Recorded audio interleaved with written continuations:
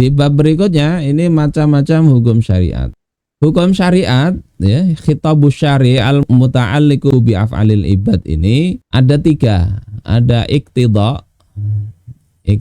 ada takhyir, ada wad'i. Bisa kita bikin 3 ini. Iqtida itu maknanya at-talab, tuntutan. Jadi bicara dalil syara' itu ada yang sifatnya menuntut, menyuruh atau melarang, itu tuntutan. Yang kedua ada sifatnya takhyir, memberikan pilihan antara melakukan atau meninggalkan. Yang ketiga al-wad'i. At-talab, tuntutan ini ada 2. Pertama talabul amr, menyuruh untuk melakukan perbuatan. Yang kedua talabut tar, menuntut agar meninggalkan perbuatan. Jadi bicara dalil itu situlah, lihat ini maknanya apa. Ini agar kita kalau taklid itu ya ndak nemen-nemen taklidnya. Tahu ini dalil ini kok bisa begitu, kok bisa begini, sehingga kita ndak kemudian tertipu mungkin dengan ndak layak berijtihad tapi dia berijtihad. Maka kita paling ndak punya inilah untuk menyaring ini pendapat yang layak diambil apa ndak.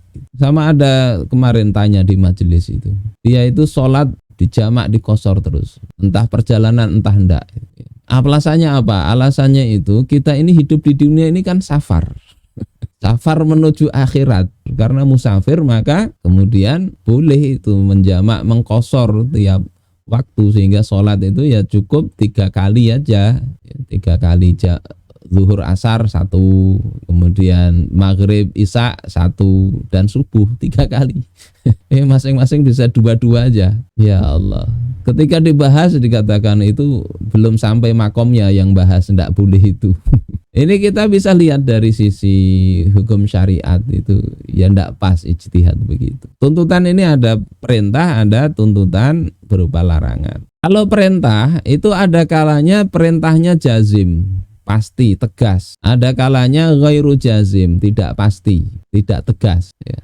Maka nanti untuk tahu jazim atau ghairu jazim ini ya perlu belajar bahasa Arab, perlu belajar qarinah atau indikasi-indikasi di dalam dalil-dalil itu. Tapi kita paling tidak tahu ini dululah. Ada tuntutan, perintahnya tegas, ada yang tidak. Tegas itu salah satunya kalau tidak dilaksanakan ada ancaman. Nah itu tegas, nggak sekedar diperintah saja. Begitu juga larangan itu ada kalanya tegas ya, pasti, jazim atau ghairu jazim. Nah nanti hukumnya kalau perintahnya tegas ini hukumnya wajib. Kalau perintahnya itu tidak tegas itu hukumnya sunnah atau mandub. Kalau larangannya itu tegas hukumnya haram. Kalau larangannya tidak tegas hukumnya makruh. Kemudian khitab yang kedua itu memberikan pilihan.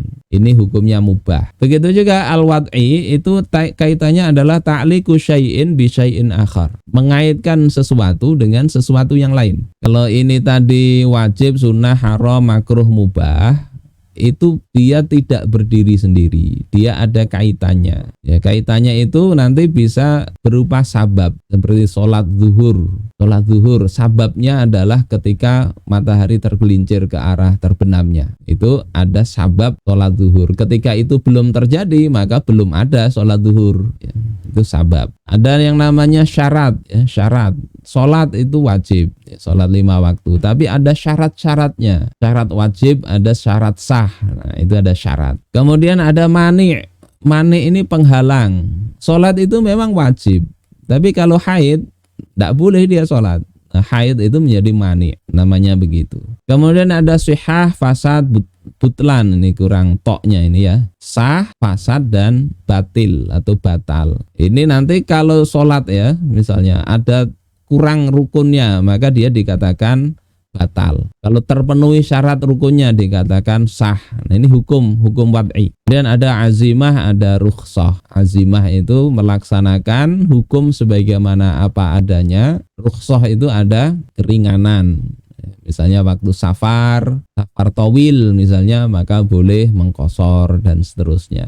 Nah hukum syara' yang ini ya 5 ini wajib, sunnah, haram, makruh, mubah ini disebut dengan hukum taklifi, yakni menghukumi perbuatan hamba. Sementara yang ini ya sabab, syarat, mani', sah, fasad, batil, kemudian azimah, rukhsah, ini disebut hukum wad'i. Hukum wad'i ini menyelesaikan hukum taklifi. Jadi hukum taklifi ini gimana operasionalnya, ada hukum wad'i. Nah, keduanya ini hukum syara'.